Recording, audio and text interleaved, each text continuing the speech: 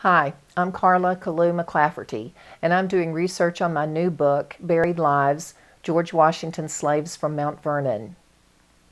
I'm working on the chapter about Oney Judge, one of the enslaved people who ran away from the Washingtons successfully.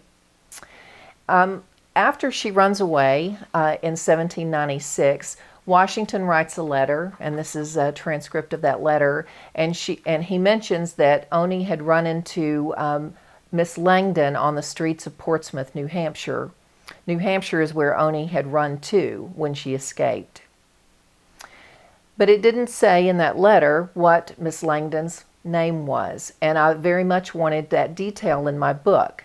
So I started trying to figure out who Miss Langdon was. I looked a little bit further and realized that her father was John Langdon, who was a United States Senator and a friend of George Washington's. And I looked in the first kind of obvious places first, Britannica and the U.S. Senate, to try to find the name of his daughter. It wasn't there. So I kept digging and kept looking and finally found a genealogy record of John Langdon and found her name in that, and her name was Elizabeth. But I wanted to double check that that was her name, so I found another source that is from Langdon House, and it mentioned that Elizabeth was her name. So now in the chapter of Oney Judge, I can use the name of Elizabeth Langdon when she runs into her on the streets in Portsmouth, New Hampshire.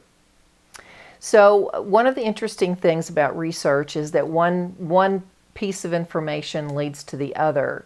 So as I realized that Langdon House in Portsmouth, New Hampshire was still there, I looked in, just looked online and did a search. And so I saw that here it is on the internet.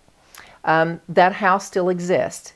So although I won't mention it in my book, what I'm fascinated by is on that very day when Elizabeth Langdon ran into Oney Judge, the escaped enslaved maid of Martha Washington, she went home to this house, and it still exists. And that's why I love research.